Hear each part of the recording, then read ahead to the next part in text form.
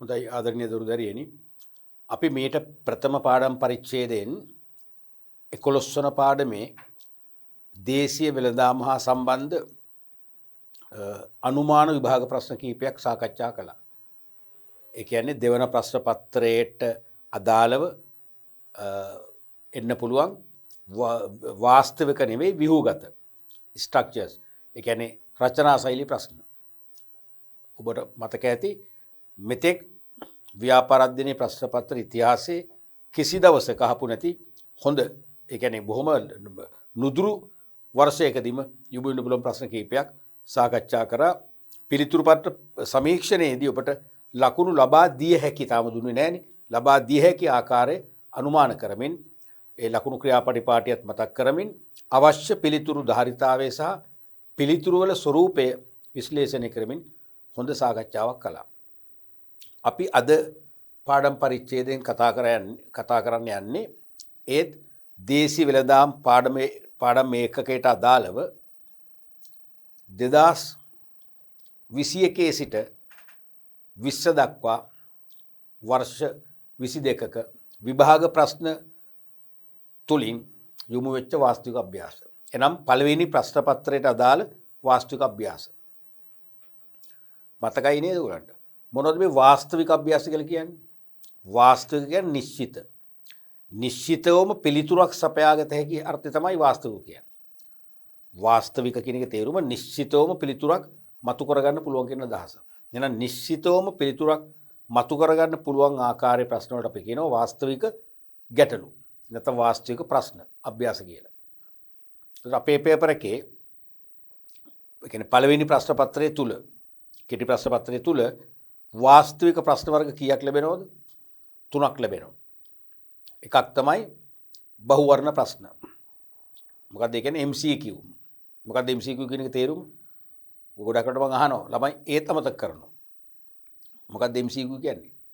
multiple choice questions කියන එක. multiple choice question බහුවර්ණ. ඒ කියන්නේ වර්ණ කීපයක් තියෙනවා. උත්තර වර්ණ කීපයක් තියෙනවා වඩා නිවැරදි වර්ණේ තෝරන්න. එවැනි ප්‍රශ්න කීයක් අහනවද අපේ පේපර් එකේ? 15ද 20ද? 15ක් නෙවෙයි 20ක් නෙවෙයි කීයද? 30ක් අහනවා. ඊට පස්සේ සැපේම් වර්ගයේ ප්‍රශ්න අහනවා ක්‍රම දෙකකට. එකක් නිශ්චිත වචනයක් පදයක් හෝ වචන හෝ පද කීපයක් යොදාගෙන හිස්තැන් පුරවන ප්‍රශ්න. ඒකත් ඒ උත්තරයක් අපි සැපේමන්නේ කරන්නේ. ඊට උත්තරේ වර්ණේ තෝරන තියෙන්නේ. මේකේ සැපේම. තේරෙනවද? අරක සිලෙක්ටින් ටයිප්. මේක සප්ලයින් ටයිප්. එවැනි ප්‍රශ්න 10ක් අහනවා. හිස්තැන් පුරවන ප්‍රශ්න 10ක් අහනවා. ඊට අමතරව සැපේම් වර්ගයේ ඊළඟ වර්ගය තමයි කෙටි නිශ්චිත. කෙටි නිශ්චිත පිළිතුරු සපයන ප්‍රශ්න. ඒවත් 10ක් අහනවා. තමයි ප්‍රශ්න 50 හැදෙන්නේ. එතකොට ඒ ප්‍රශ්න 50ට පැය දෙකක් ලැබෙනවා. පැය දෙක වැඩි ඇත්තට.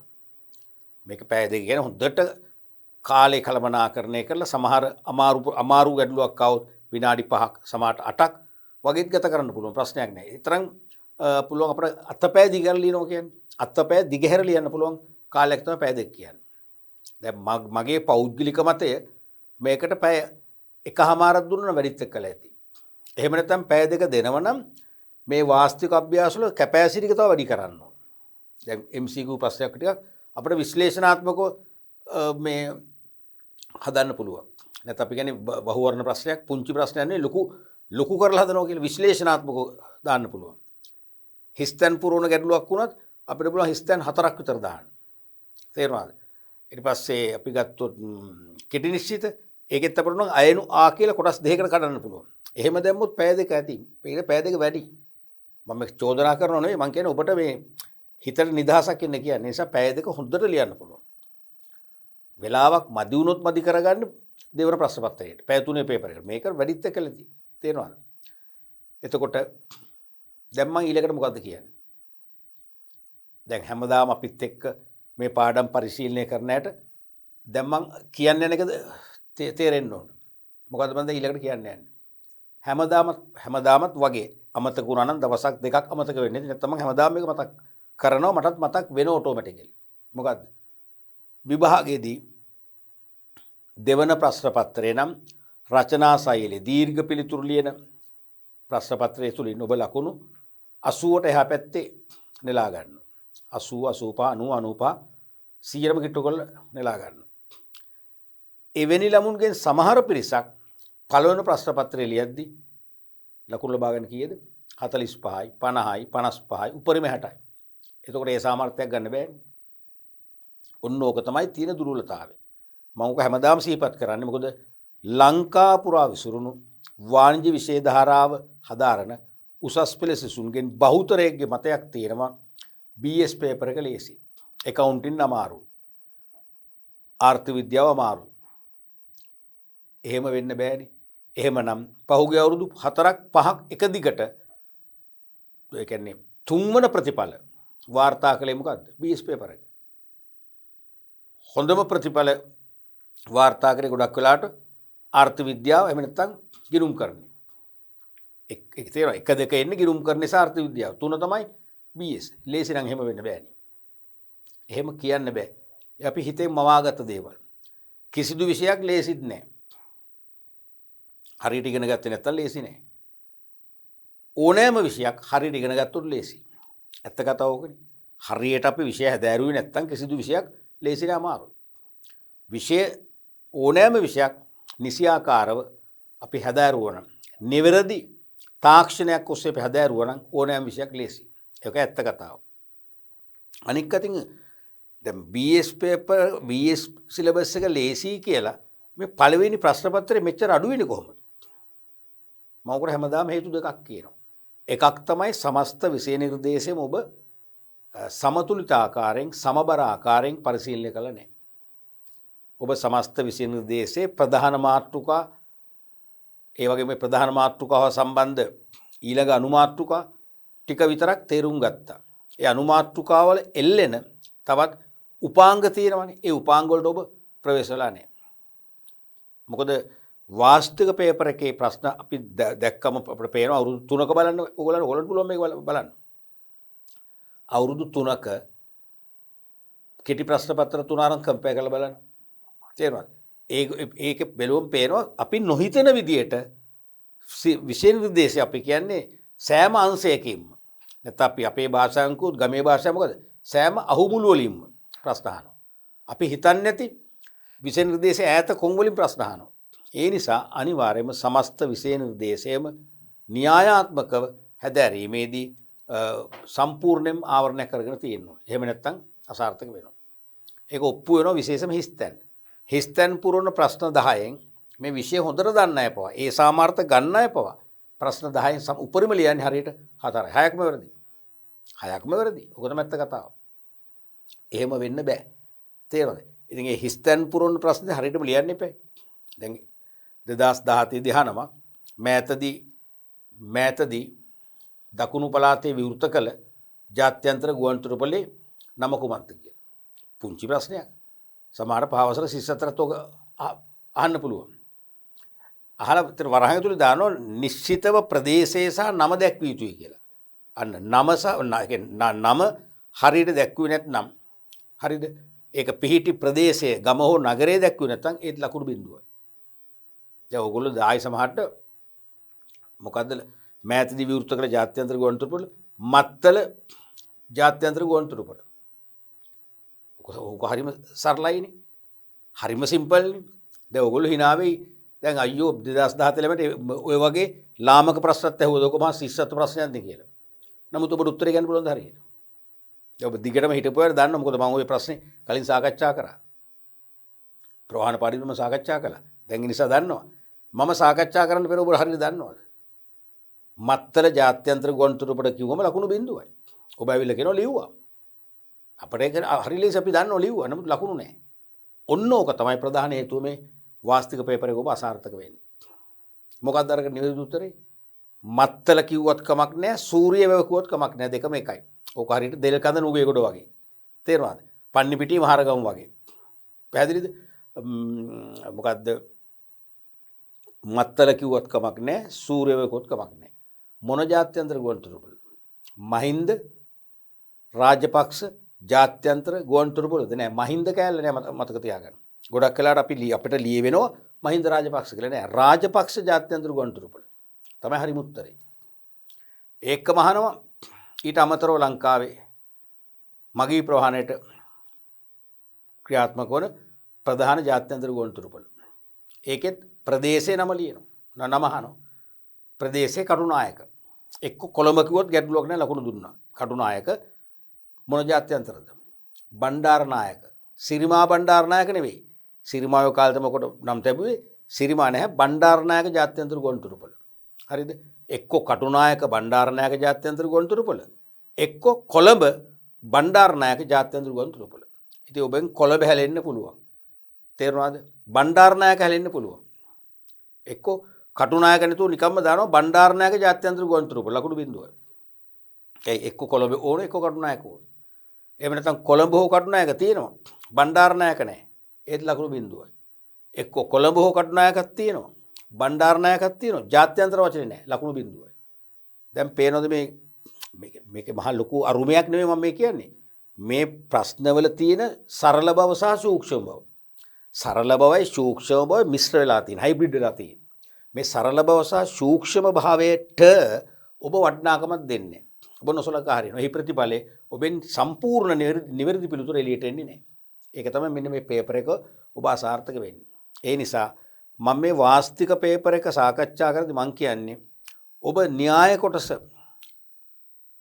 යම් වෙහෙසක් දරලා හොඳින් හැදෑරුවද ව්‍යුහගත අභ්‍යාස සාකච්ඡා කරද්දී ඔබ යම් 10ක් මහන්සියක් වෙලා ඒ හැදෑරුවද එමෙන් කීප ගුණයක මහන්සියක් වෙහෙස මහන්සියක් දරලා අනිවාර්යයෙන් මේ වාස්තික අභ්‍යාස සාකච්ඡාවට සම්පූර්ණයෙන්ම දායක වෙන්න ඕනේ. මොකද ඔබ මෙන්න මේ පේපර් එක තමයි ඔබේ ජීවිතයේ ඉරණම විසඳන පේපර් එක. ඒ නිසා හොඳට මේ ප්‍රශ්නවල තියෙන සූක්ෂම බව සහ සූක්ෂම භාවයත් එක්ක මිශ්‍ර වෙච්ච සරල බව දෙක හොඳට තේරුම් අරගෙන මේ සෑම ප්‍රශ්නයක්ම අපි තා නිවැරදි මානසිකත්වයෙන් ඒ වගේම බිය සැක නැති මානසිකත්වයෙන් බය වෙන්න එපා. මම බය කරනව නෙවෙයි. බිය සැක නැති මානසිකත්වයෙන් හෙවත් මොකද්ද? සැහැල්ලු මානසිකත්වයෙන් ප්‍රශ්න වලට ප්‍රවේශ වෙන්න, ප්‍රශ්නේ කියවන්න, ප්‍රශ්නේ අර්ථය නිවැරදිව තේරුම් ගන්න සහ ඒ නිශ්චිත පිළිතුර නිවැරදිවම වෙන් කරලා එළියට ගේන්න ඔබට හැකියාව ලබන්න ඕන. එහෙම ලැබුවොත් තමයි ඔබට මේ පේපර් එකනුත් ලකුණු 75 උඩ ගන්න පුළුවන් වෙන්නේ. එහෙම වුණොත් ඔබ අනිවාර්යයෙන් මේ සාමාර්ථයක් ගනි. දැන් ඔබ මගේ අනුමානය මේක මගේ පුද්ගලික මතය ඔය පේපර් මාකිනේද අපි දැක්ක ඔය මේ ප්‍රමිතිය අනුව ඔබ මේ පේපර් එකට ලකුණු 75ක් ගන්නවා කියන්නේ මේ පේපර් ඔබ අඩුම ගාන ලකුණු 75ක් ගන්නවා කියන්නේ ඔබ දෙවන ප්‍රශ්න පත්‍රයේදී ලකුණු 95ට එහා ගන්නවාමයි. ඔබ මේ පේපර් එකේ ලකුණු 80ක් ගන්නවා කියන්නේ අනිවාර්යයෙන්ම දෙවන ප්‍රශ්න පත්‍රයේ ඔබ ලකුණු 98ක් හෝ 99ක් ලබනවාමයි. 100 කෙසේ වෙතත් අපි 100 අමතක කරමු. 100ම වෙන්න පුළුවන්. 98ක් 99ක් ගන්නවාමයි. තේරෙනවද? ඒ නිසා අනිවාර්යයෙන් මෙන්න මේ පේපර් එකට තියෙන අර වැරදි මානසිකත්වය මේව ලේසි, මේව නතින්, මේව බහුවර්ණ අපිට නිකන් ටට්ටුක් ටික කියලා ලියන්න පුළුවන්. හිස්තම් පුරවන එක මොනවා හරි වනා ගන්න පුළුවන්. එහෙම වනන්න බෑ. වනන්න බෑනේ. දැන් පේනවා දැන් එයාපෝට් ප්‍රශ්නේ නිශ්චිතවම ප්‍රදේශයක් අහනවා, නමත් අහනවා. අනිත් ප්‍රශ්නවලත් එහෙම තමයි එහෙම විශ්ලේෂණය කරලා ඇහුවේ නැතු වුණාට නිවැරදිම පොයින්ට් ෆෝම් එක ලියන්නට ඕනේ. අන්නේ තත්ත්වය තේරුම් ගන්නට ඕනේ. ඉතින් විශේෂයෙන් බහුවර්ණ ප්‍රශ්නත් ඔයගොල්ලෝ කීපයක්ම වරද්ද ගන්නවා. අපි හිතමු බහුවර්ණ ප්‍රශ්න 30න් ඔබ 10ක් වරද්ද ගන්නවා කියලා. හරියට බැලුවොත් ඔය 10න් ඔබට වරද්දන්න පුළුවන් 4යි. උපරිම 4යි. 6ක් පුළුවන්. 6ක් බැරිනේ ඔබ මොකද වෙන්නේ? ව්‍යාකූල වෙලා. ඒ ප්‍රශ්න ඉදිරියේදී ප්‍රශ්නේ හැම ඔබ දන ගහලා. කවදාකවත් මේ පේපර් වල ප්‍රශ්න හැම ඔබ දන ගහන්න එපා. ඔබ හමුවේ ප්‍රශ්නේ දන ගස්ස ගන්න. ඔබ හමුවේ ප්‍රශ්න පත්‍රය දන ගස්සන්න. එහෙම මානසිකත්වයක් ඔබට ධනාත්මක පොසිටිව් මයින්ඩඩ් වෙන්න ඕනේ. ධනාත්මක මානසිකත්වයක් තියෙන්න ඕනේ. තේරුණාද? කවදාකවත් ප්‍රශ්න පත්‍රය හැම ඔබ දන ගහන්නේ. ඔබ හමුවේ ප්‍රශ්න පත්‍රය දන ගහන්න ඕනේ. ඒ මට්ටමේ ඔබ ඉහළ විෂය පෞරුෂත්වයකින් සන්නද්ධ කෙනෙක් වෙන්න ඕනේ. එහෙම සන්නද්ධ වෙන්න නම් තීරි පාට් එක ඉගෙන ගත්තා වගේම ඊටත් වඩා වැඩි බර තැබීමකින් වැඩි අවධානයකින් මෙන්න මේ වාස්තික පේපර් එකට අදාළ විභාග ප්‍රශ්න සහ ආදර්ශ ප්‍රශ්න විශ්ලේෂණාත්මකව අපිත් සමග තර්ක කරමින් සාකච්ඡා කරන්න ඔබත් නොදැනීම ඔබටත් හොර රහසේ මේ වාස්තික පේපර් එකේට තියෙන අවිනිශ්චිතතාවය එහෙම නැත්නම් අනවශ්‍ය පූර්ව උපකල්පන අනවශ්‍ය බිය අනවශ්‍ය පීඩනය කියන ඍණාත්මක සාධක ඔබේ මනසින් බැහැර වෙලා ඔබට අනිවාර්යයෙන්ම විශ්වාසය, නිවැරදි බව, ඒ වගේම නොපැකිලිව ලිවීමේ ශක්තිය කියන ධනාත්මක සාධක මනසට ඇතුළු වෙයි. ඒක තමයි අත්‍යවශ්‍ය වෙන්නේ මේ ප්‍රශ්න සාකච්ඡා කිරීමේදී. දැන් ඔබට පේනවද මම මෙච්චර අඬන්නේ? දැන් මම අඬන එක කරන්නේ. අඬන්නේ දරුවනේ මම දැකලා තියෙනවා. මගේ ඇස් දෙකෙන් දැක්කා. දැන් මම මේ දවස්වල පේපර් මාකින් වලට සම්බන්ධ නුනට මගේ හිතවත් ගුරු එක 10ක් 12ක් එක මම කතා කරනවා. ඒගොල්ලෝ කියන්නේ මන් දරන මතේමයි.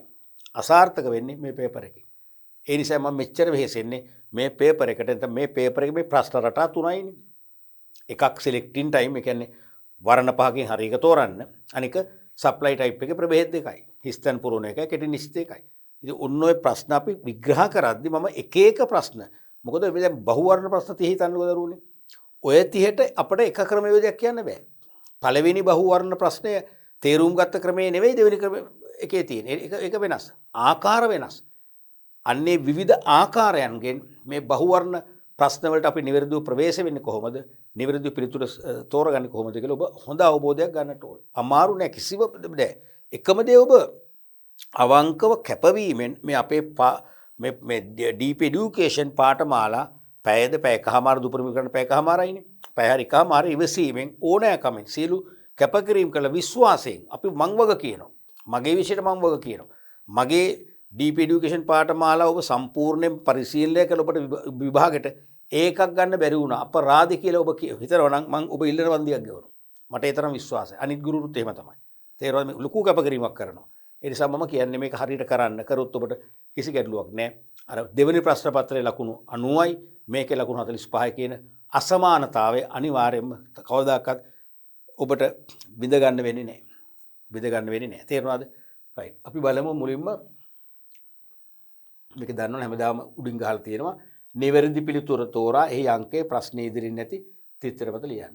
2000 වර්ෂයේ ආපු පළවෙනි බහුවර්ණ ප්‍රශ්නේ කියන්නේ 39 වන 2000 වර්ෂයේ විභාග ප්‍රශ්න පත්‍රයේ 39 වන ප්‍රශ්නයේ වශයෙන් යොමු වෙච්ච බහුවර්ණ ප්‍රශ්නය. ඇතැම් නිෂ්පාදකයින් ඍජු අලෙවියට වර්තමානයේ නැඹුරුවක් දක්වන්නේ. ඇතැම් නිෂ්පාදකෝ ඍජු අලෙවියට. ඒ කියන්නේ මොකද්ද? භාණ්ඩ හා සේවා නිපදවන අය තොගවෙලෙන්දු සිල්ලර වෙලෙන්දු නියෝජිතෝ කියන අතරමැදියන් සම්බන්ධ කරගන්නේ නැතුව කෙලින්ම පාරිභෝගිකයාටම අලෙවි කරන්න උත්සාහ ගන්නවා. එහෙම පෙළඹුමක් තියෙනවා. එහෙම ට්‍රෙන්ඩ් එකක් තියෙනවා කියලා කියන්නේ. අහන්න එකයි ඇතැම් නිෂ්පාදකයින් ඍජු අලෙවියට වර්තමානයේ නැඹුරුවක් දක්වන්නේ. අතරමැදියන් නොමැතුව කෙලින්ම පාරිභෝගිකයාට විකුණන්න උත්සාහ ගන්න. කැමැත්තක් දක්වන්නේ ඇයි කියලා යහන්නේ. ප්‍රශ්න පැහැදිලිනේ. ඒකේ යටි අර්ථ මොකුත් නැහැනේ විවෘත ප්‍රශ්නයක්. බලමු. භාණ්ඩ මිල අවම මට්ටමක රඳවා ගැනීමටයි. භාණ්ඩ මිල අවම මට්ටමක රඳවා ගැනීම. ඒකත් හරියටනේ. ඇයි? දැන් අතරමැදියු නිසා මොකද වෙන්නේ? භාණ්ඩ මිල අඩු වෙනවද? නෑ වැඩි වෙනවා. තොග විශේෂයෙන්ම තොග වෙලෙන්ද ප්‍රචාරණය කරනවා, භාණ්ඩ වර්ග කරනවා, අසුරනවා, සන්නම් කරනවා, බෙදා හරිනවා, ගොඩක් දේවල් කරනවානේ, කබඩා කරනවා. මේ සේවා වෙනුවෙන් එයාට පිරිවැයක් දරන්න වෙනවා. වියදමක් දරන්න වෙනවා. ඒ වියදම ආවරණය කරගන්න මොකද කරන්නේ? භාණ්ඩයේ මිල වැඩි කරනවා. එහෙනම් භාණ්ඩයේ මිල වැඩි කරාම පාරිභෝගිකයන් ගන්න අපහසුතාව ඇති වෙනවා. විකුණුම් අඩු වෙනවා, ලාභ අඩු වෙනවා. කාටද පාඩුව? නිෂ්පාදකයාට. ඒ නිසා මිල භාණ්ඩ මිල අවම මට්ටමක රඳවා ගැනීම කියන එකත් හරි. අපි නිකන් හරි ලකුණක් දාගමුකෝ දැන්ට ඔහොම.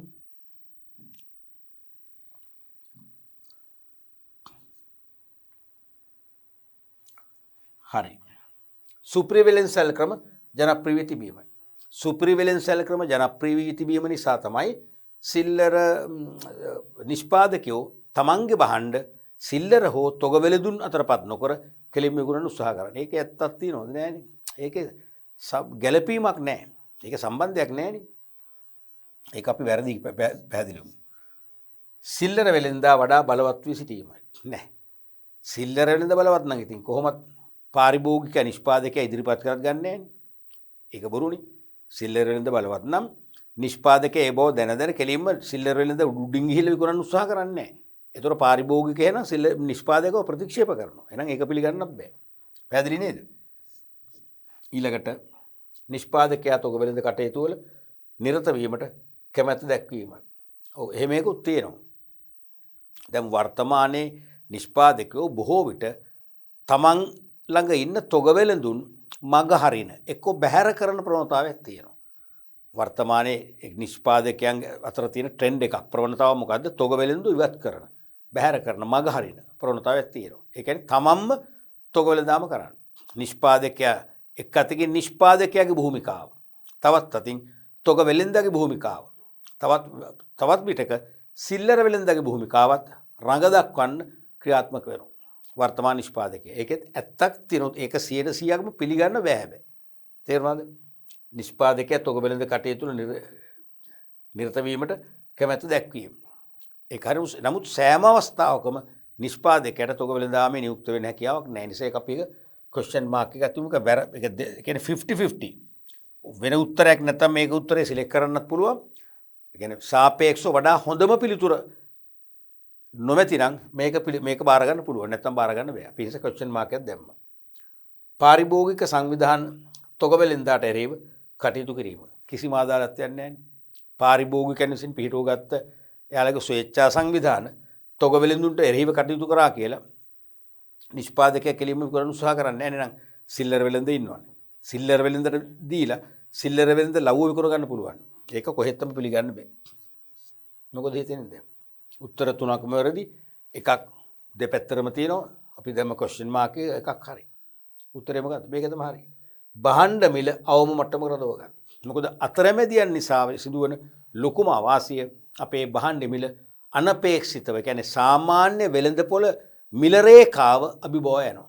දැන් අපි කියනවානේ වෙළඳපොළේදී භාණ්ඩවල මිල රේඛාවක් කියලා සංකල්පයක් තියෙනවානේ. ඒ කියන්නේ සමජාති භාණ්ඩ. අපි ගමුකෝ සබන් කියලා. Toilet soap. ඒ කියන්නේ මොනවද? ඇඟේ ගාන ඇඟ ගල්වන සබන් තමයි ටොයිලට් සෝප් කියන්නේ. වොෂින් සෝප් කියන්නේ මොනවද? කුස්සියේ වගේ සෝදන්න ගන්න සබන්නේ. එතකොට ඒ ටොයිලට් සෝප් තියෙන බ්‍රෑන්ඩ් කීපයක් නේ. දන්නවනේ A B C D E කියලා එක සන්නම් නාම වලින් තියෙනවානේ. එතකොට මේ සෑම සබන් කැටයකම මිල ඒ කියන්නේ සරල රේඛාවක සමාන ඒ කියන්නේ සමීප ලක්ෂවල හරි තියෙන්න ඕන. හරියටම රේඛාව වෙන්න ඕනේ නැහැ මේ වගේ. තේරුණාද? දැන් අපි මෙහෙම ගත්තොත් මේක නම් මිල රේඛාව සෑම ලක්ෂයක්ම මෙහෙමම වෙන්න ඕනේ නැහැ. මේ වගේ මේක ඇතුළෙම තියෙන්න ඕනේ නැහැ සෑම ලක්ෂයක්ම. තේරෙනවද? මොහොම වෙන්න ඕනේ නැහැ. සමහර මෙහෙම ආව ඊට පස්සේ සමහර ලක්ෂ මේ කිට්ටුවෙන් යනවා. සමහර ලක්ෂ මෙහෙන් යනවා.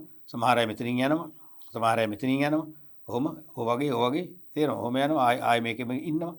තේරෙනවද? ඔහොම ප්‍රශ්නයක් නැහැ. හැබැයි මේකට මේ රේඛාව ටච් එකේ තියෙන්න ඕනේ. දැන් අපි හිතමු එක සබන් කැටයක මිල මේ රේඛාව උඩ ගොඩක් උඩ තියෙනවා. එක සබන් කැටයක මිල ගොඩක් පල්ලෙහා තියෙන. එහෙම වෙන්න බෑ. ඒතර මේ සබන් කැටේ ගන්න නැහැ මිනිස්සු. හිතන්නේ මෙච්චර මිල අඩු බාල සබන් කැටයක් ගන්නෙ නැහැ. මේක මිල වැඩි. මේක අපිට හරියන එකක් නෙවෙයි. මේක මේ කෙලින්ම ධනපති පන්ති හදපු සබන් කැටයක්. මොකට අපි ගන්න?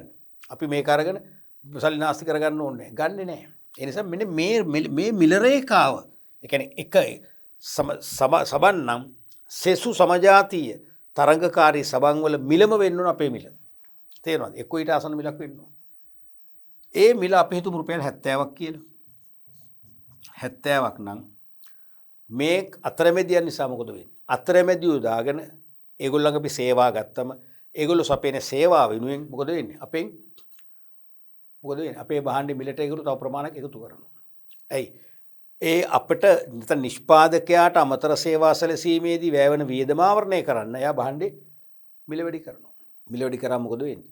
ඉල්ලුම අඩු වෙලා විකුණුම් ශාලාව පහළ යාමෙන් කාටද වාසිය? නිෂ්පාදකයාටයි. තේරෙනවද? එහෙනම් මේක රුපියල් 85 කරලා වැඩක් නැහැ. තේරුමක් නැහැ. එහෙනම් උත්සාහ කරන්න ඕනේ අතරමැදියන් බැහැර කරලා හරි මිල 70ම රඳව ගන්න. ඒක තමයි පළවෙනි උත්තරෙන් කියන්නේ. එහෙනම් උත්තරේ මොකද්ද? උත්තරේ 1. උත්තරේ 1.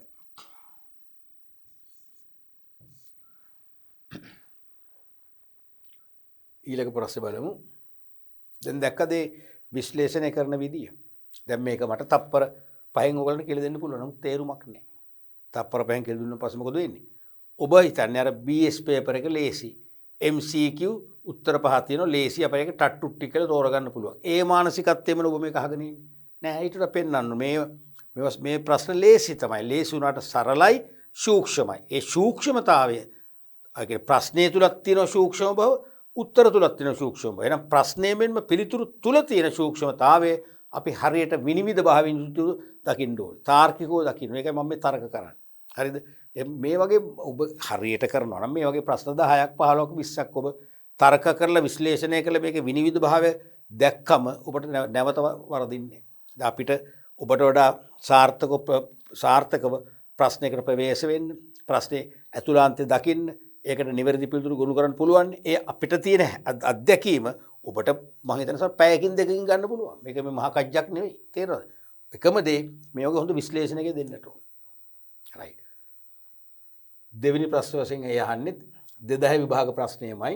2000 වර්ෂයක් ප්‍රශ්නයක්මයි 40 වන විභාග ප්‍රශ්නය. ඉස්සෙල්ලා අපි කතා කරේ එම අවුරුද්දේම එම පේපර් එකේම 39 මේක 40.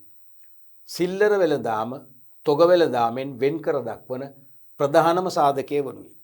සිල්ලර වෙළඳාම තොග වෙළඳාමෙන් වෙන් කර දක්වන ප්‍රධානම සාධකය. මතකනේ? මිල කින සාධකයෙන් වෙන් කරන්න පුළුවන්.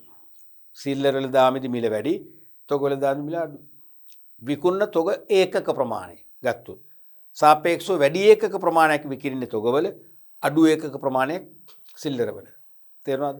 ස්ථානගත වන ආකාරය අනුව පාරිභෝගිකයා නිතර ගැවසෙන ජනාකීර්ණ ස්ථානයක තමයි සිල්ලර වෙළඳසැල ස්ථානගත වෙන්නේ. නමුත් තොග වෙළඳසැල හැමනේ පොදු ආරක්ෂාව තියෙන යටිතල පහසුකම් තියෙන ස්ථානයක වෙන්න ස්ථානගත වෙන්නේ. තේරුණාද? ඔය මොනව ගත්තත් සිල්ලර සහ තොග වෙළඳාම වෙන් කර දක්වන ප්‍රධානම සාධකය මොකක්ද? මිලදී ගැනීමේ චේතනාව. මිලදී ගැනීමේ අරමුණ. මිලදී ගැනීමේ චේතනාව තමයි ප්‍රධානම වෙන්නට ඕනේ. හරිද? මිලදී ගැනීමේ චේතනාව. යම් කෙනෙක් භාණ්ඩ හා සේවා මිලදී ගන්නේ තම පෞද්ගලික පරිභෝජනයට නම්, තමන්ගේ පාවිච්චි කිරීමේ චේතනාවෙන් නම් අනිවාර්යයෙන්ම එක සිල්ලරයි.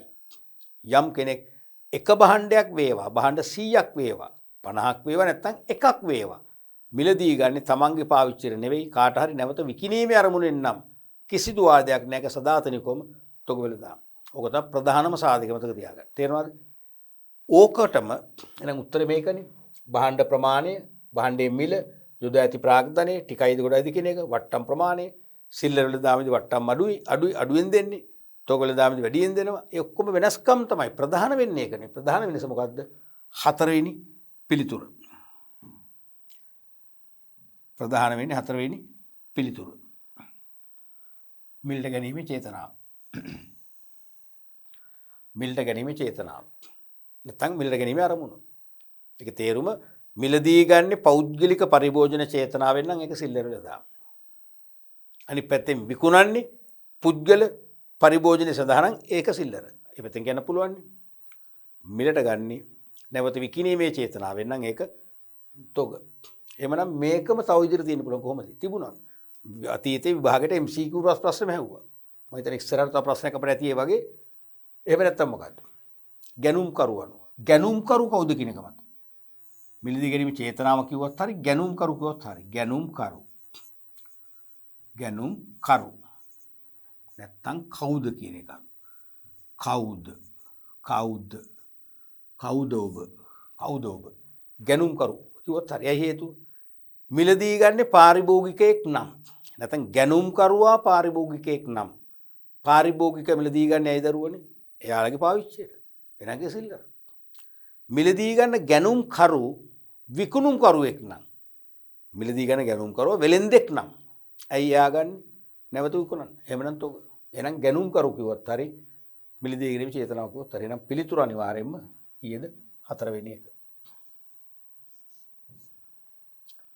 ඊළඟට තුන්වෙනි ප්‍රශ්නය 2001 විභාග ප්‍රශ්න පත්‍රයේ යොමු වෙච්ච ප්‍රශ්නය. 35 වන ප්‍රශ්න වශයෙන් යොමුලා තියෙනවා. සිල්ලර වෙලෙන්දා යනු.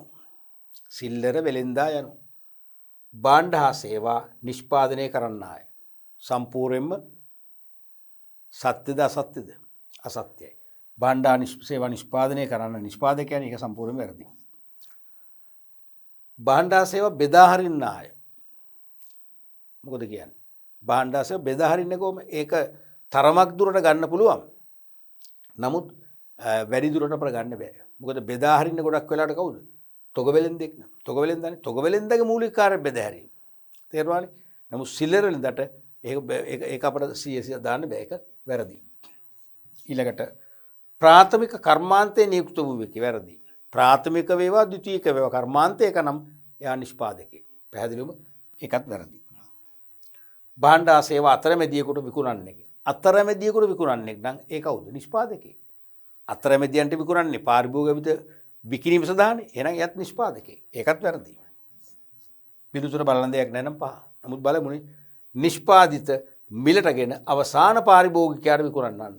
නිෂ්පාදිත මිලදීගෙන අවසාන පාරිභෝගිකයාට අල්ටිමේට් කන්සියුමර් එයාට විකුණන්නෙක් නම් එයා තමයි අනිවාර්යයෙන්ම එහෙනම් සිල්ලර වෙළඳ කියන්නේ.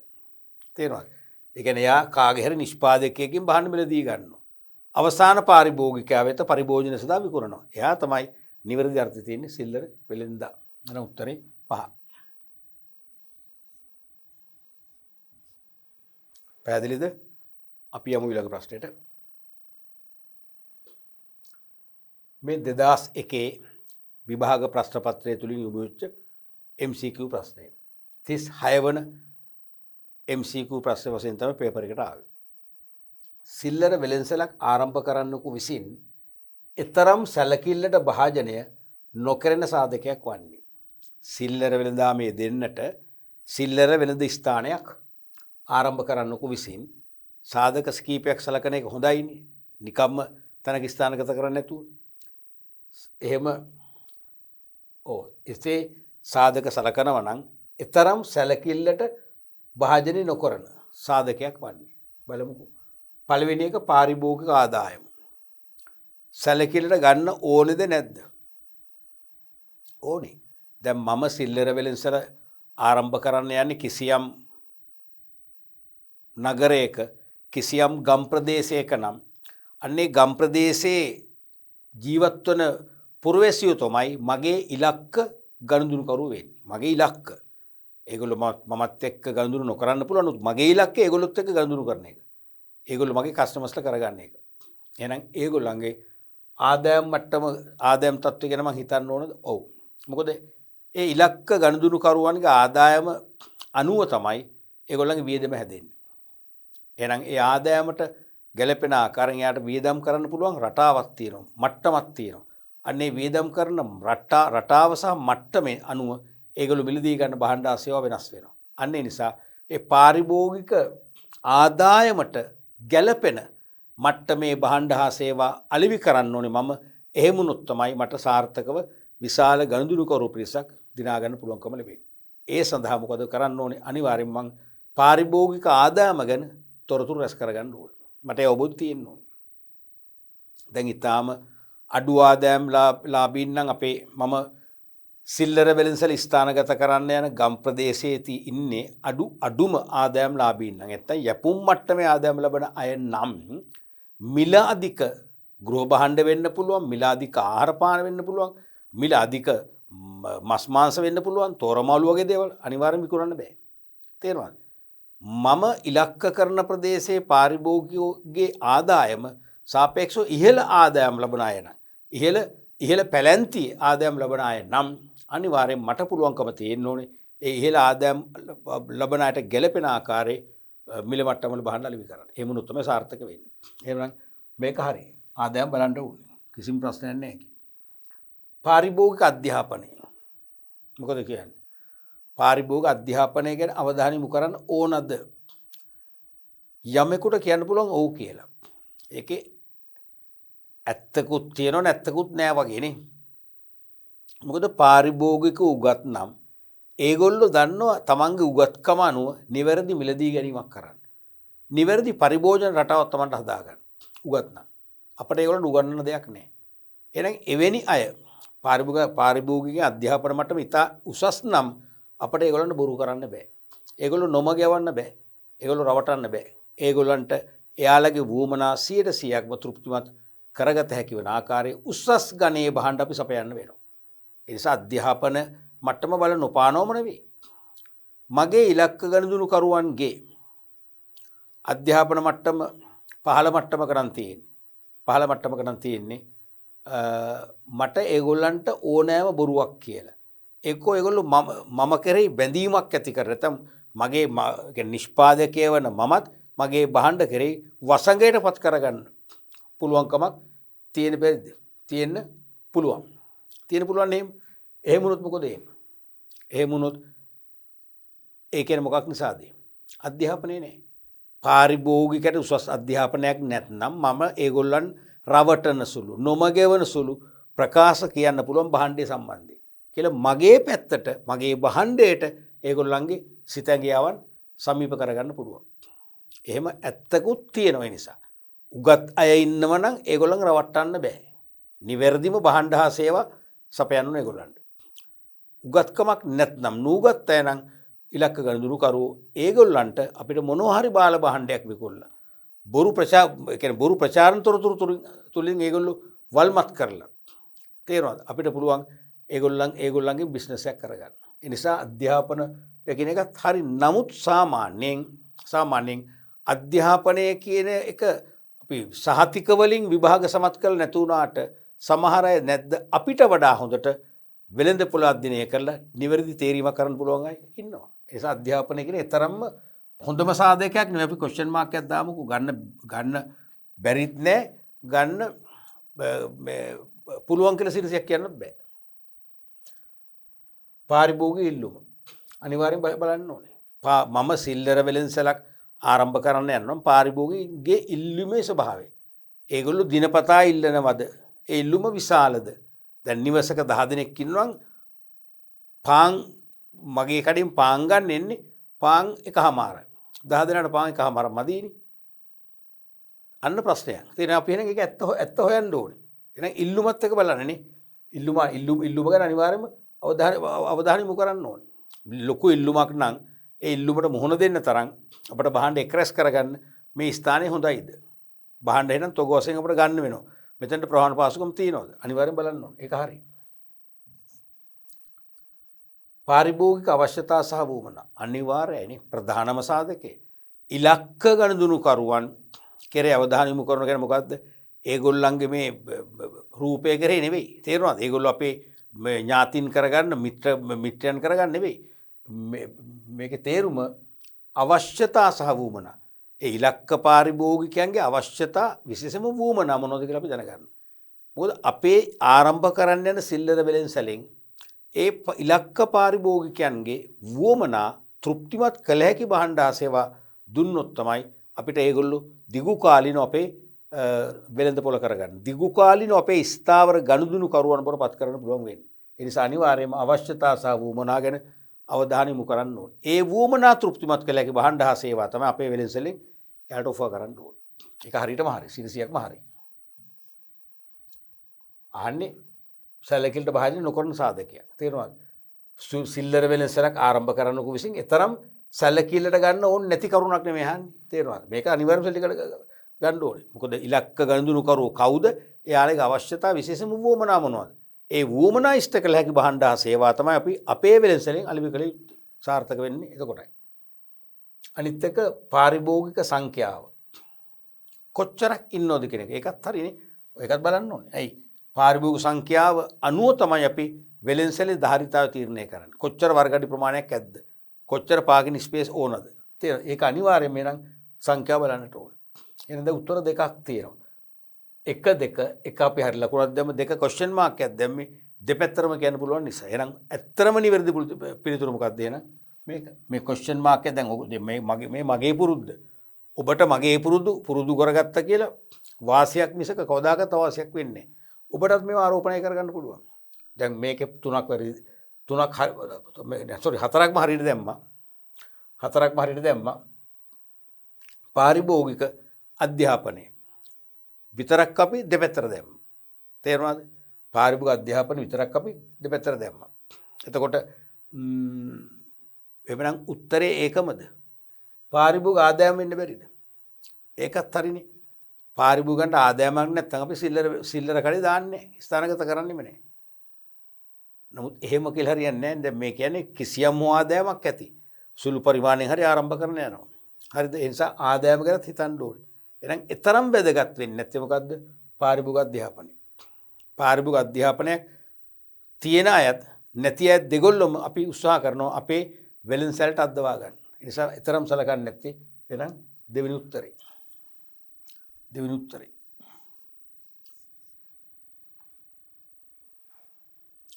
අපි බලමු ඊළඟ ප්‍රශ්නය. මේක 2001 විභාග ප්‍රශ්න පත්‍රයේ යොමු වෙච්ච ප්‍රශ්නයක්. 39 වන MCQ ප්‍රශ්නය. 39 වන. තොගවෙලෙන්දන්ගෙන් නිෂ්පාදකයාට සිදුවන සේවයක් වන්නේ. දැන් තොගවෙලෙන්දු සේවාව සපයනවා දෙයන්සයකට. කාටද? නිෂ්පාදකයන්ට සිල්ලර වෙළඳුන්ට. එහෙනම් මේ අහන්නේ තොගවෙලෙන්දන්ගෙන් නිෂ්පාදකයාට සිදුවන සේවය. ඔහුගේ කාර්යයන් අඩු කිරීම. සේවයක්ද? ඔවුනේ. දැන් තොගවෙලෙන්ද නිසා තොගවෙලෙන්ද භාණ්ඩ ගබඩා කරනවා.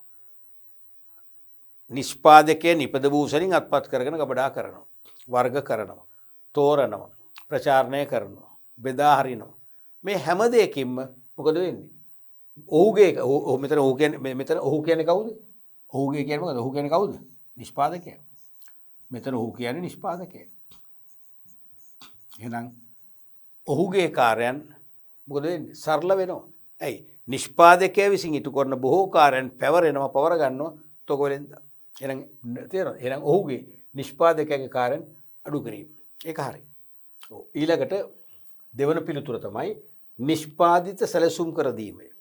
මොකද ඒ ගැන හිතෙන්නේ? නිෂ්පාදිත සැලසුම් කර දීමය. තොගවෙලෙන්දන්ගෙන් නිෂ්පාදකයට සිදුවන සේවයක් වන්නේ. දැන් ඔහුගේ කාර්යයන් අඩු කිරීම බොහෝ විට අපිට ගන්න පුළුවන් නේ. හරිනේ. නිෂ්පාදිත සැලසුම් කර දීම. කෙරෙයිද? නිෂ්පාදකයා නිපදවන නිමෙවුම් වල ඩිසයින් එක. ඒ කියන්නේ හැඩය, ප්‍රමාණය, වර්ණය, ඇසුරුම, විලාසිතාව මේ තොගවෙලෙන්ද සැලසුම් කර දෙන්නත් පුළුවන් නැතුව නෙවෙයි. තොගවෙලෙන්ද සමහරට වෘත්තීන් ඉංජිනේරුවරයෙක් නම්, නිෂ්පාදන ඉංජිනේරුවරයෙක් නම්, ප්‍රොඩක්ෂන් ඉංජිනේර කෙනෙක් නම්, ප්‍රොඩක්ෂන් ඉංජිනේර කෙනෙකුට මේ උපදේශ දෙන්න පුළුවන්. නමුත් එහෙම ගොඩක් වෙන්නේ නැහනේ. නිෂ්පාදකයාගේ නිමෙවුම් ඩිසයින් කරන යාමයි, තොගවෙලෙන්ද නෙවෙයි. බොහෝ විට මේක වැරදිනේ. ගන්න බෑ. ඊළඟට නිෂ්පාදකයාට අවශ්‍ය යන්ත්‍රෝපකරණ තෝරා දීම. ඒකත් කරන්න යන දරුවනේ. එහෙනම් තොගවෙලෙන්ද නිෂ්පාදකයාට අවශ්‍ය යන්ත්‍රෝපකරණ තෝරලා දෙනවා කියන්නේ එහෙනම් තොගවෙලෙන්ද අනිවාර්යයෙන්ම කියන්නේ තොගවෙලෙන්ද කියන භූමිකාව අමතක කරොත් එයා වෘත්තියෙන් ඉංජිනේරුවෙක් වෙන්න ඕනේ. මෙකැනිකල් ඉංජිනේර කෙනෙක් වෙන්න ඕනේ. කාර්මික ඉංජිනේරුවෙක් වෙන්න ඕනේ. යාන්ත්‍රික ඉංජිනේරුවරයෙකුට දැනුම තියෙනවා ඕනෑම නිෂ්පාදකයෙකුගේ භාණ්ඩ අනුව ඒ භාණ්ඩයට ගැලපෙන යන්ත්‍ර මොනවද කියලා තීරණයක් ගන්න. ඉතින් ඒක බොහෝ විට සෑම තොගවෙලෙන්දෙම අපිට පුළුවන් ද යාන්ත්‍රික ඉංජිනේරයෙක් කියලා හිතන්න. මෙකැනිකල් ඉංජිනේර කියලා හිතන්න. බෑනේ. සෑම තොගවෙලෙන්දෙක්ම ලෝකේ ඕනම රටක ඉන්න සෑම තොගවෙලෙන්දෙක්ම යාන්ත්‍රික ඉංජිනේරුවෙක් නැත්නම් මෙකැනිකල් ඉංජිනේරුවෙක් කියලා අපිට හිතන්න කොහෙත්ම සාධක නැහැ. ඒකත් ඒ නිසා උත්තරය ඇතයි ගන්න බෑ. 4. නිෂ්පාදනාගාර ස්ථානගත කිරීමට උපදෙස් දීම. එහෙමත් බෑනේ. නිෂ්පාදනාගාර ස්ථානගත කරන උපදෙස් දෙන්න. එහෙනම් තොගවෙලෙන්ද ප්‍රොඩක්ෂන් මැනේජර් කෙනෙක්, ප්‍රොඩක්ෂන් ඉංජිනේර කෙනෙක් වෙලා ඉඳලා හොඳ පළපුරුද්දක් තියෙන කෙනෙක් වෙන්න ඕනේ.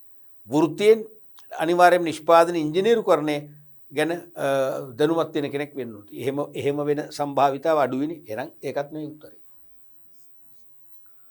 ඉහත සියල්ලම කියන සම්පූර්ණ වැරදි. ඒක සම්පූර්ණ වැරදි.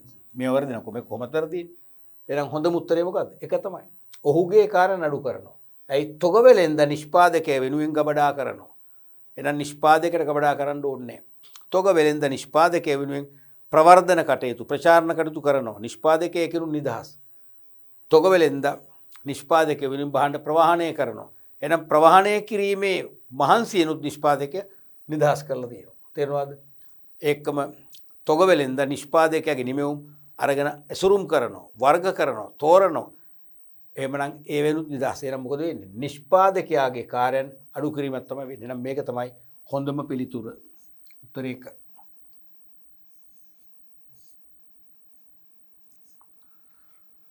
අපි බලමු ඊළඟ ප්‍රශ්නය.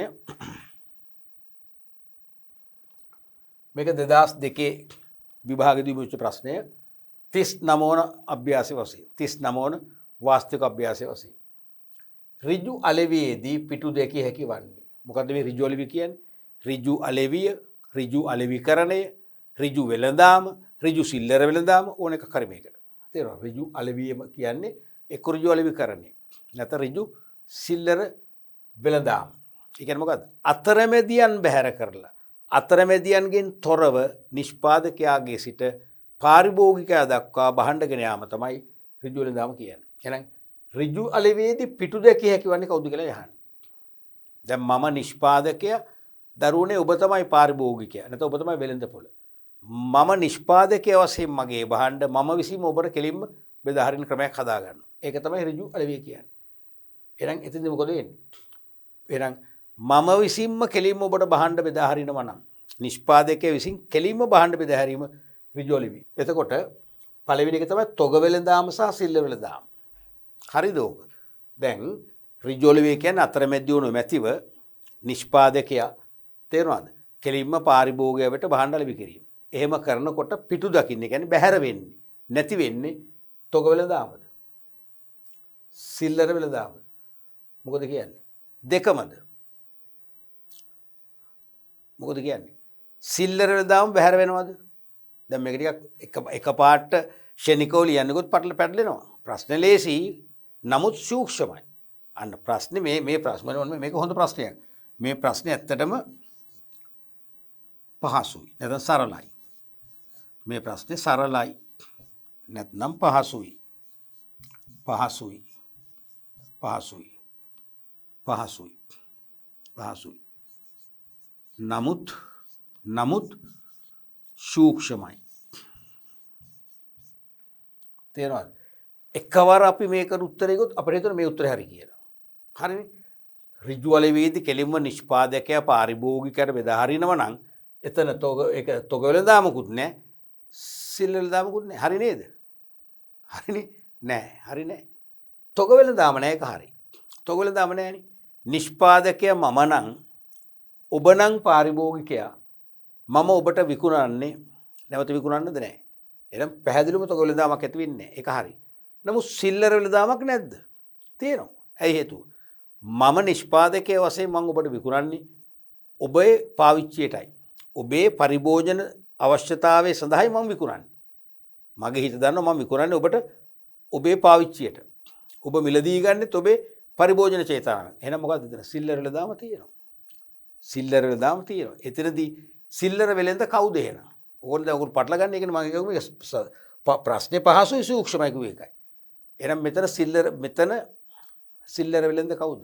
නිෂ්පාදකයාමයි මමමයි. මම භාණ්ඩය අමුද්‍රව්‍යයක් නිමි භාණ්ඩයක් බවට පත් කළ නිසා මම නිෂ්පාදකයා. තේරුණානේ? ඒ වගේම මම අවශ්‍ය භාණ්ඩ ඔබේ අතර ගෙනත් දෙන්නෙත් මමයි. ඔබට විකුණන්නෙත් මමයි. අවසන් පරිභෝජනය සඳහා. එහෙනම් අවසන් පරිභෝජනය සඳහා භාණ්ඩ විකුණන කෙනා කවුද?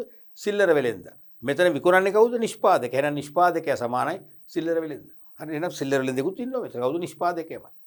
එහෙනම් මෙතන වෙන්නේ තොග වෙළෙන්දෝ කියන අතරමැදියු නැති වුණා. තේරුණාද? සිල්ලර කියන්නේ බාහිර ස්වාධීන සිල්ලර වෙළෙන්දෙක් නැති වුණා. නමුත් සිල්ලර වෙළෙන්දෙක් ඉන්නවා. නැත්නම් සිල්ලර වෙළෙන්දාගේ රෝල් එක භූමිකාව ගෙනන්නේ කවුද? නිෂ්පාදකයාමයි. ඒ නිසා සිල්ලර වෙළඳාමක් තියෙනවා. සිල්ලර වෙළඳාම පැහැදිලිවම තියෙනවා. ඒ නිසා මේක ගන්න බෑ. තේරෙනවද? දැන් මේක හරි. මේක බැහැර වෙනවා. මේක හරි. මේක බැහැර වෙනවා. මේක බැහැර වෙන්නේ නැහැ. හරිනේ? මේක බැහැර වෙන්නේ නැහැ. තොග වෙළෙන්දා සහ සිල්ලර වෙළෙන්ද දැන් ලේසිනේ. දැන් එහෙම තේරුම් ගත්තම දැන් ලේසි ඉතුරු වෙන්නේ. තොග වෙළෙන්ද නැහැ. ඒක හරි. බැහැර වෙනවා. සිල්ලර වෙළෙන්ද මොකද කියන්නේ? ඒකත් අර වගේ තමයි ඉතින්. ඒක බැහැර වෙනවා කියලා කියනවා. ස්වාධීන සිල්ලර වෙළෙන්දෙක් නැති වෙනවා. ඒක හරි. එහෙම දැන් ස්වාධීන කියලා නෑනේ. නමුත් මෙතන සිල්ලර වෙළෙන්දෙක් ඉන්නව කවුද? නිෂ්පාදකයාමයි. ඒක ගන්නත් බෑ. තොග වෙළඳාම සහ තොග වෙළෙන්ද. මොකද කියන්නේ? තොග වෙළඳාම සහ තොග වෙළෙන්ද. ඔය දැන් නිෂ්පාදකයා කෙලින්ම පාරිභෝගිකයට විකුණනවා. එතකොට ඒ විකුණන්නේ නැවත විකිණීම සඳහා නෙවෙයි. නැවත විකිණීම සඳහා විකුණයි නම් තමයි තොග වෙළඳාමක් ඇති වෙන්නේ. එහෙනම් මෙතන තොග වෙළඳාම නැහැ. ඒක හරි. තොග වෙළෙන්ද එයත් නැහැ. ඒකත් හරි. ඇයි? නිෂ්පාදකයා පාරිභෝගිකයට විකුණන්නේ ඒගොල්ලන්ගේ පරිභෝජනයේට. එනම් පරිභෝජන චේතනාවෙන් තමයි ඔබ මිලදී ගන්නෙ. නිෂ්පාදකය විකුණන්නේ පරිභෝජනය සඳහාමයි. මොකක්ද එහෙනම්? සිල්ලර වෙළෙන්දේ. එහෙනම් තොග වෙළෙන්දේ කොහෙත්ම ඇති වෙන්නේ නැහැ. එහෙනම් තොග වෙළඳාමයි තොග වෙළෙන්දයි දෙන්නම බැහැර වෙනවා මේ ඍජු අලෙවිය නිසා. එහෙනම් උත්තරේ බොහෝලාට මේක තමයි හරියන්නේ. ඒත් අපි බලමු ඊළඟ උත්තර දෙයක් බලමු. 3ෙන් නතර වෙන්නේ නැහැ. යට දෙකත් බලන්න ඕනේ. පහම කියවන්න ඕනේ. සිල්ලර වෙළඳාම සහ සිල්ලර වෙළෙන්දා. මොකද කියන්නේ? මේකෙදි සිල්ලර වෙළඳාමක් තියෙනවද? තියෙනවා. ඇයි නිෂ්පාදකයා සිල්ලර වෙළෙන්දගේ භූමිකාව රඟ දක්වමින් අවසන් පරිභෝජනය සඳහා අපිට විකුණනවා. සිල්ලර වෙළෙන්දෙක් ඉන්නවා නිෂ්පාදකයා. සිල්ලර වෙළඳාමකුත් තියෙනවා. තේරෙනවද? එහෙනම් ඒක මේක බැහැර වෙන්නේ නැහැ. එහෙනම් මේකත් වැරදි. මේකත් වැරදි. ඊට සියල්ලම ඒක කොහෙත්ම වැරදි. මොකක්ද එන උත්තරේ? ඍජු අලෙවියේදී පිටු දෙක කිය වන්නේ. දැන් පේනවද මේ ප්‍රශ්නේ? හරි සංකීර්ණයි. ප්‍රශ්නේ සරලයි. අමාරු කියන නෙවෙයි මම කියන්නේ. සරලයි පහසුයි නමුත් සූක්ෂමයි. සූක්ෂම කියන්නේ මොකද්ද? සංකීර්ණයි. සංකීර්ණයි. සූක්ෂම කියන්නේ සංකීර්ණයි. සංකීර්ණයි. ඒ කියන්නේ මොකද්ද? ඒ කියන්නේ අපි සරල භාෂාවෙන් කියමුනේ.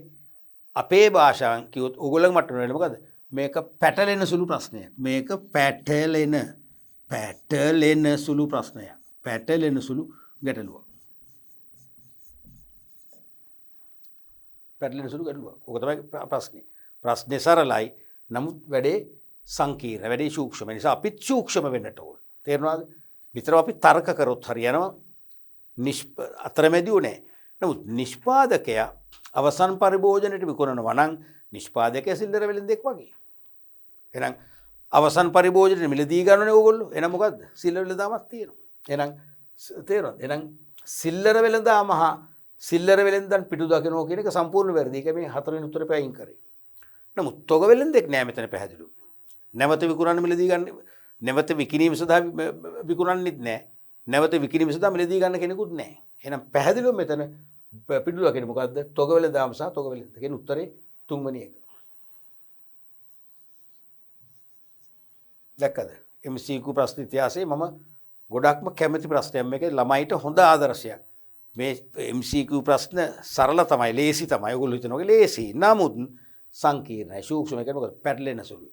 ඒ නිසාම ඔබ මේක වරද්දව ගන්නා සුළුයි. ගිනි ගන්නා සුළු වගේ වරද්දා ගන්නා සුළුයි. මෙන්න මේ වගේ ප්‍රශ්න ඔබ හොඳට මේ මොකද්ද එක්සර්සයිස් කරන්න, මේ ප්‍රශ්නත් එක්ක ව්‍යායාම කරන්න අනිවාර්යයෙන්ම ඔබේ මනස හැදේවි. ඊළඟට අපි බලමු මේ ප්‍රශ්නය 2002 විභාග ප්‍රශ්න පත්‍රයේදී යොමු වෙච්ච ප්‍රශ්නය. 2002 40 වෙනි විභාග ප්‍රශ්නය වශයෙන් 40 වෙනි විභාග ප්‍රශ්නය. ස්වයං සේවා සිල්ලර වෙළෙන්සැල් වර්තමානයේ ජනප්‍රිය වීමට ප්‍රධාන හේතුව. මොකද මේ කියන්නේ? ස්වයං සේවා වෙළෙන්සැල්. ඒ කියන්නේ self services system ක්‍රියාත්මක කරන. ඒ කියන්නේ භාණ්ඩ එක් සන්නම් යටතේ වර්ග කරලා අසුරලා තියෙනවා, මිල ලකුණු කරලා තියෙනවා.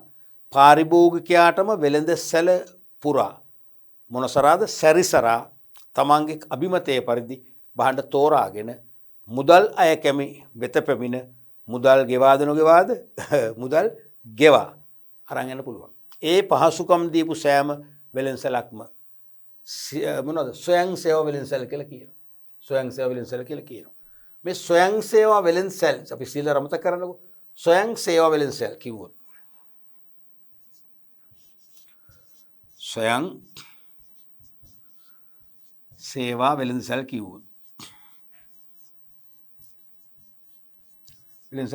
ඒවා සිල්ලරද question mark ඒවා තොගද question mark මොකද උත්තරේ? භාණ්ඩ එක් සන්නම් යටතේ වෙන් වූ පන්ති වලට කඩලා එක රාක්කමත එක අංශවල රැස් කරලා මිල ලකුණු කරලා තියෙනවා. පාරිභෝගිකයාට වෙළෙන්සැලේ සැරිසරලා භාණ්ඩ තෝරගෙන මුදල් ගෙවලා යන්න පුළුවන්. ඒ ක්‍රියාවලිය හඳුන්වා දී ඕනෑම වෙළෙන්සැලක් අපි නම් කරනවා ස්වයං සේවා වෙළෙන්සැල් කියලා. ඒක සිල්ලර වෙළෙන්ද සැලක්ද තොග වෙළෙන්සැලක්ද? මොකද්ද වඩා හරි? දෙකම හරි. ඒක සිල්ලර වෙන්නත් පුළුවන්. ඒක තොග වෙන්නත් පුළුවන්. කිසි ප්‍රශ්නයක් නැහැ. අවසන් පරිභෝජනයේට විකුණන තැනක් නම් ඒක සිල්ලර. නැවත විකිණීම සඳහා සිල්ලර වෙළඳුන්ට විකුණන ස්ථානයක් නම් මොකද්ද? ඒක තොග. ප්‍රශ්නයක් නෑ. ඒක තමයි මේක එහෙම පැටලිල්ලක් නෑ. ස්වයං සේවා සිල්ලර වෙළෙන්සල් කියලා දීලම තියෙනවා. තේරුණාද? එහෙනම් ස්වයං සේවා සිල්ලර වෙළෙන්සල් වර්තමානයේ ජනප්‍රියයි. ඇත්තට අපි කැමතිනේ. අපි කැමතිද සම්ප්‍රදායක සිල්ලර වෙළෙන්සල්ට ගිහිල්ලා මුදලාලි තව කාට හරි බඩු දීලා ඉවරනකම් එයා තවත් කෙනෙක් එක්ක කතා කරලා ඉවරනකම් ඒක ඔයාට ලැබෙන දුරකථන ඇමතුමට එයා විනාඩි 5ක් 10ක් වෙනකම් කතා කරලා ඉවරනකම් අපි නිකන් ඉන්න කැමතිද? කැමති නෑ. දැන් පහුගිය අවුරුද්දක අපේ මිත්‍රයෙක් හොඳ වැඩක් කළා. අපි දන්න අපේ ගෙවල් සමීපයේ ඉන්න සිල්ලර වෙළෙන්ද කියන්නේ එයා පොත්සාප්පුවක් කරන් තියෙන. පොත්සාප්පුව කියන්නේ සිල්ලරනේ. එයා ඉතින් ටිකක් කියවන ගත්තම හරියට කියවන. අපිට හදිස්සියක් නෑ. එයා කැමති අපිට කියවු ඉන්න සමහරලාට. වයසට ගියාම පොඩි වෙනස්කම් තියෙනවනේ මිනිසුන්ගේ. එතකොට දැන් අපේ මිත්‍රයා ගිහිල්ලත් මේ මමත් එක්ක දැන් මගේ වාහනෙන් යන්නේ. ඉතින් එකක් මාව රස්තියාදු කරන්න බෑ. හරිද? එකක් මෙයාටත් ඉක්මනට මෙතන යන්න ඕනේ. මට මතක නැහැ මොන හරි ලිපිඩාවේ මොන හරි ගන්න ගියේ. තේරුණාද? අන්තිමට මෙයා මේ මුදලාලි පුතත් එක්ක කෝල් එකක්. පස්සේ තමයි යා කිව්වේ. එයාගේ පුතා නේවික වැඩ කරන ට්‍රින්කෝල් වැඩ කරන ඔහම කෝල් විනාඩි 10ක් විතර දැන් කතා කරන ඉවර නැහැ. ඉතින් අපේ දැන් යාළුවෝ එහාට යනවා මෙහාට යනවා. එයා දිහා බලනවා නවත්තර පාටක් නැහැ. දැන් ඉතින් පුද්ගලික ඇමතුම මේක වෙනම කරගන්න එපා. තේරුණාද? අන්තිමට අපේ යාළුවට කේන්ති ගිහිල්ලා බලන්නේ පස්සේ තමයි මට තේරුනේ මොකද්ද කියලා කරපු දෙයි. පස්සේ ඔහොම කරා. ඔහොම අතින් කිව්ව එන්නේ නැහැ. අනේ මුදලාලි මට හදිසි පොඩක් ඔහොම ඉන්නකෝ. මට ඉල්ලෙන බහන් දෙන්නකෝ. පුතා පොඩ්ඩක් එන්න කියලා අර මනුස්සයා ෆෝන් එක තිබ්බා. හරි මොකද්ද කියන්නේ ඉක්මනට කියන්නේ මට රබර් පටියක් දෙන්නකෝ. මට රබර් පටියක් දෙන්න කිව්වා. අර එකට මල පැන්නා. දැන් ඒ මිනිස්සු මේ අත්‍යවශ්‍ය හොඳ භාණ්ඩයක් තමයි ගන්න යන්නේ කියලා. දැන් මෙයා ගන්නගේ වෙන දෙයක් තමයි. මෙයාර කේන්තිර වැඩේ කරේ. ඒ දැන් ඉන්න ගනුදෙනුකරු ගණන් ගන්න නැතුව අර අමතුම දිගටම යනවා. නැත්නම් බැන්න තමුසු මාර බොඩුවන්නේ. මගේ මේ පුතත් එක්ක කතා කරේ යාර මේ අපිට හදිස්සියෙන් කතා කරන්නේ. එයා නේවි කඳවුරේ ඉන්න මිස්ටරයක් කිව්වා. තේරුණාද? දැන් ඔක මොකද්ද මම වෙන්නේ? අපි කැමති නෑ ඔය සම්ප්‍රදාය කඩවලට ගිහිල්ලා වෙලෙන්ද බඩු දෙනකන් ඉන්න. වෙලෙන්දගේ අමතුම නිමෙනකන් ඉන්න. තේරෙනවද? වෙලෙන්ද අනිත්‍යයත් එක්ක සංවාදශීලී භාවයේ ඉන්නවා. අපි මේ සංවාද ඉවරනකන් ඉන්න අපි කැමති නෑ. අපි කැමති අපි කාර්ය බහුලයි අඩු කාලයකින් අපේම කැමැත්ත මත බහන්න තෝරගෙන මුදල් ගෙවලා එන්න පුළුවන් ස්වයං සේවා වෙළෙන්සල් වලට කැමති. එහෙනම් ස්වයං සේවා සිල්ලර වෙළෙන්සල් වර්තමානයේ ජනප්‍රිය වෙන්න ප්‍රධාන හේතුව යහන්නේ පාරිභෝගිකයාට බහන්න තෝරා ගැනීමට අවස්ථාව සලසා තිබීම. හරිද? ඒක හරි. හරිනේ. මොකද අපි කැමති අපට අවශ්‍ය බහන්න අපිම තෝරගන්න. අපි කැමති නැහැ සම්ප්‍රදායක වෙළෙන්දෙක් දෙන බහන්නේම අරන් එන්න. අපිටම අවශ්‍යයි තෝරගන්න. එහෙනම් ඒක පාරිභෝගිකයාට බහන්න තෝරා ගැනීමට අවස්ථාව සලසා තිබෙන්නේ මොකෙන්ද? ස්වයං සේවා සිල්ලර වෙළෙන්සල් වලින් කියන එක හරි. හරිනේ. එහෙම නැත්නම් බහන්න වල මිල ගණන් අඩු වීමයි. ස්වයං සේවා වෙළෙන්සල් දැම්ම කියලා මිල ගණන් අඩු වෙනවද? එහෙම අඩු වෙන්නේ නැහැ. අපි ඒක අමතක කරමු. ණයපත් මගින් ගෙවීම කිරීමට පහසුකම් සලසා තිබීම. ඒක හරිද? ඔව් ඒකත් තරමක් හරිද? නමුත් ණයපත් මගින් ගෙවීම කරන්න පුළුවන් මේ ස්වයං සේවා වලින් පමණක් නෙවෙයි. සාමාන්‍ය සිල්ලර කඩේත් පුළුවන්. තොග කඩේත් පුළුවන්. සුපර් වෙළෙන්සලෙත් පුළුවන්. එහෙනම් ඒක වැරදි. ජනාකීර්ණ ස්ථානවල පිහිටා තිබීම. එහෙම කියන්න බෑනේ. ස්වයං සේවා වෙළෙන්සල් ජනාකීර්ණ නැති ස්ථානවල තියෙන පුළුවන්. ඒකත් වැරදි. දවසේ වැඩි කාලයක් වෙළෙන්සල් විවෘත කර තිබීම. නෑනේ. දැන් ස්වයං සේවා වෙළෙන්සල් වෙන්න ඕනේ නෑනේ. සමහර සිල්ලර වෙළෙන්දු රාත් 12 වෙනකන් බිස්නස් කරනවා. අපේ ගෙවල් ළඟ පොඩි සිල්ලර කඩයක් දාලා තියෙනවා. බොහොම වැදගත් මහත්මයෙක්. මම හිතන්නේ යුද හමුදාවේ ඉඳලා පෙන්ෂන් ගියපු කෙනෙක්. හරි ප්‍රසන්න මිනිස්සෙක්. එයා රාත් 12 මාරකම් ඉන්නවා. දැන් මම එක්තරා දවසක කොහරි ගමනක් ගිහිල්ලා රාය වෙලා වෙනකම් මම එතන නවත්තලා කතා කරා මොකද තාම වෙව්වේ නැද්ද කියලා හිතවත්කමට ඒ මම එනකොට 12 මාරය වෙලා. ඒතර කවුරුත් කස්ටමර්ස්ලා නැහැ. අය එලී ලයිට් දාලා තියෙනවා. මේ අර ඔටෝමැටික් පත්තුළු බල්බ් එකක් එහෙම දාලා තියෙනවා. කැසට් එකේ පරණ සින්දුවක් දාලා මට මතකයි මිල්ටන් නාරජු සින්දුවක් ගියේ මේ මැයි ගහට සින්දුව ගියේ. ඒ පරණ සින්දුව ආයෙත් නිකන් අර පොඩි තට්ටුවක් දාගෙන ඔය ඉන්නවා. ගෙදර එන්න කාන්සියද මන් දන්නේ ඉන්නවා. ඉතින් ඒක එක්තරා අන්දමින් කැපවීම. දැන් මට ඒක නුහුරුණාට රාත්‍රී කාලේ සේවා මුරයක් ඇරලා ගෙදර යන කෙනාට එයා කඩින් අත්‍යවශ්‍ය භාණ්ඩයක් අරන් යන්න පුළුවන්. ඒක ලොකු සේවයක් එයා කරන්නේ. තේරුණාද? ඉතින් ඒ වගේ දවසේ වැඩි කාලයක් වෙළෙන්සල් විවෘතව තබන්න ඒ වගේ සිල්ලර වෙළෙන්දට පුළුවන්. ස්වයං සේවාවම වෙන්න ඕනේ නැහැ. පැහැදිලි මුත්‍රේ මොකද්ද? එක එක මොකද ස්වයං සේවා සිල්ලර වෙළඳසැලක් නම් තමයි අපිට බහන්න තෝරා ගන්න අවස්ථාව සලසා දෙන්න පුළුවන් වෙන්නේ. සාමාන්‍ය සම්ප්‍රදායික සිල්ලර කඩේ අපිට තෝරා ගන්න අවස්ථාවක් තියෙන අඩුයි. එහෙනම් උත්තරේ 1.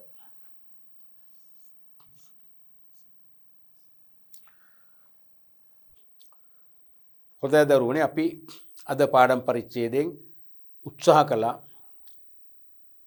2000 වර්ෂයේ සිට දේශීය වෙළඳාමට අදාළව යොමු වෙච්ච බහුවර්ණ ප්‍රශ්න තුලින් ඔබ බහුවර්ණ ප්‍රශ්නවලදී දක්වන පසුබෑමට පිළිතුරක් දෙන්න. මම කියන්නේ ඔබ දෙවන ප්‍රශ්න පත්‍රයේ සාර්ථකව ලියලා ලකුණු 75න් 80න් උඩ අරගෙන පළවෙනි ප්‍රශ්න පත්‍රයේ හෙවත් කෙටි ප්‍රශ්න පත්‍රයට එනකොට ලකුණු 40 45ට බහින්න බෑ. එහෙම අපිට එහෙම පත් කරන්න බෑ ඔබව. එතනින් අපි ගොඩ ගන්න මොන ඔබව. එතනදී බහුවර්ණ ප්‍රශ්නත් ඔබ 10ක් 12ක් වරද්ද ගන්නවා. සාමාන්‍යයෙන් මගේ නිර්දේශයේ බහුවර්ණ ප්‍රශ්න 30යිනේ දරුවනේ. තේරුණාද? බහුවර්ණ ප්‍රශ්න 30යිනේ තියෙන්නේ. එතකොට මේ 30න් අනිවාර්යයෙන්ම ඔබ 25ක් හරියට කරනවා නම් 25ක් හරියට කරොත් ඔබට අනිවාර්යයෙන්ම ඒකක් ලැබෙනවාමයි. ඒ සාමාර්ථයක් ලැබෙනවාමයි. MCQ හරිනේ. MCQ multi choice questions MCQ ප්‍රශ්න multi choice questions 30ක් ලැබෙනවා. 25ක් ඔබ හරියට කරොත් ඔබට අනිවාර්යයෙන් මේකක් ලැබෙනවා. පැහැදිලිද මම මේ කියන එක? මේ කියන්නේ ඔබ MCQ ප්‍රශ්න 30න් 25කට හරියටම ලියලා අනිත් ඒවාට ලිව්වේ නැති වුණත් ඒකක් කියන එක නෙවෙයි. තේරුණාද? මේ 30න් 25ක් ඔබ ලිව්වොත් එහෙම අනිකුත් මේ වාස්තික ප්‍රශ්නත් ලියාගෙන යනකොට සමහර ඒවා වර්ධී සමහර හරිය කොහොම හරි ඔබට ඒක ලබා ගන්න පුළුවන්. ඒක මම පෞද්ගලිකව කරපු මේ ඇගීමක් මේක. තේරුණාද? සාමාන්‍යයෙන් අපි හිතමු මේ 30න් MCQ 30න් ඔබ ලියන්නේ 20ත් 24ත් අතර ප්‍රමාණයක් තමයි හරියට ලියන්නේ. එහෙමනම් ඔබට බොහෝ වෙලාවට ලැබිලා තියෙන B එක. ඔන්නක කොහෙද ලියලා තියාගන්න මම මේ කියන නිර්ණායක. මේක හොඳ නිර්ණායකයක්. මම පෞද්ගලිකව ඇගීමක් කරලා කරපු නිර්ණායක මේක හරියටම හරි. 99.9%ක්ම හරි. ඔබ MCQ ප්‍රශ්න 30න් 20ක් හෝ 20, 21, 22, 23, 24ක් නම් හරියන්නේ ඔබට බොහෝ වෙලාවට ලැබෙන්නේ B. බොහෝ විට සමහරට ඒකක් ලැබිලා තියෙන පුළුවන්. මොකද මේ දැන් 25ට ආසන්න ගිහිල්ලා තියෙන අනිත් ඒවා ස්කෝර් කරාම හරිනේ. සමහරට MCQ ප්‍රශ්න 19යි හරි. 11ක්ම වැරදි. එයත් ඒ ගන්න පුළුවන්. මොකද එයාගේ හිස්තැන් ප්‍රශ්න 10න් 8ක්ම හරි. කෙටි එකනොත් 8ක් හෝ 9ක් හරි නම් ඒත් එන්න පුළුවන්. නමුත් මම කියන්නේ ඒවටත් අපි බරතැබීමක් කරනවා. ඒවෙනුත් ප්‍රශ්න 3-4ක් හරි වරද්දනවා කියලා. එහෙම වැරද්දුවත් මෙන්න මේ MCQ 25ම හරි නම් එයා ඉස්සරහට යනවා. මම කියන එක පැහැදිලි නේද? ඒ නිසා මේ MCQ හදා ගන්න ඕනේ. මේක වරද්දන්න බෑ. 10ක් මොකද සාමාන්‍ය ළමයි 9ක් 10ක් වරද්ද ගන්න අඩුම ගන්න. එපා වැඩේ කරන්න. උපරිම 5න් නවතින්න. 5නේ මං කියන්නේ සාමාන්‍ය මේ MCQ වල ඔබට ලකුණු 20 ඒ කියන්නේ ප්‍රශ්න 27ක් නැත්නම් 28ක් ඩෙෆිනිට්ලි කරන්න පුළුවන්. උපරිම 2යි නැත්නම් 3යි වරද්දන්න පුළුවන්. මං තවත් දෙකක් දෙන්නම් 5ක්ම වරද්ද ගන්න. 25ක ටාගට් එක නේ ඇති. ඒ කියන්නේ 30ම නිවැරදිව කරන්න එපා කියන මේ පෞකාර සිතුවිල්ලක් නෙමෙයි මම මේ අතුළු කරන් තේරෙනවද? ඔබට මං කියන්නේ මේ පීඩනය අයින් කරගන්න. ඔබ වරද්දන්නේ ඉතින් 100%ක්ම හරියන්න ඕනේ නෑනේ. ඒ කියන්නේ ඔබ නැත්තම් මට 100%ම ගන්න බැරුණොත් මට පිස්සු හැදෙනවා වගේ එකක් එන්න පුළුවන්. එහෙම වෙන්න ඕනේ නෑ. එහෙම ප්‍රශ්න එකක් දෙකක් වර්ධින එක මිනිස් ස්වභාවය. තේරුණාද? 5ක්ම වරද්ද ගන්න ප්‍රශ්නයක් නෑ. ඒ නිසා අපි උත්සාහ කරේ මේ පාඩමෙන් මෙන්න මේ MCQ ප්‍රශ්න තුල ඔබ නොකල යුතු ඔබෙන් ඉටු නොවිය යුතු සංකුලතා තියෙනවා. අන්නේ සංකුලතාවයන් නැති කරගන්න කොහොමද කියන එක මම හොඳ ප්‍රශ්න කීපයක් අරගෙන සවිස්තරාත්මකව සාකච්ඡා කළා. මම හිතනවා ඔබ අවදි වෙන්නේ නැති. දැන් MCQ ප්‍රශ්න තුල ඔබ සමහර නොදුටු පැත්තක් නැත්නම් මේකේ මේ MCQ ප්‍රශ්න තුල තියෙන පසු අර්ථය, පස්සේ තියෙන පසු බිම නැත්නම් MCQ ප්‍රශ්න ඇතුලේ තියෙන ලස්සන චිත්‍රය ඔබ අනිවාර්යෙන් දකින්න ඇති අද. තේරුණාද? අපි ඊළඟ පාඩම් පරිච්ඡේදයෙනුත් මේ වගේ විශ්ලේෂණාත්මක ප්‍රශ්න කීපයක් සාකච්ඡා කරලා තවදුරටත් ඔබට මේ MCQ ප්‍රශ්න වලට ප්‍රවේශ වීම හා නිවැරදිව ප්‍රවේශ වීම හා නිවැරදිව පිළිතුර එළියට ගැනීම කියන තාක්ෂණය අපි වර්ධනය කරන්න උත්සාහ කරනවා.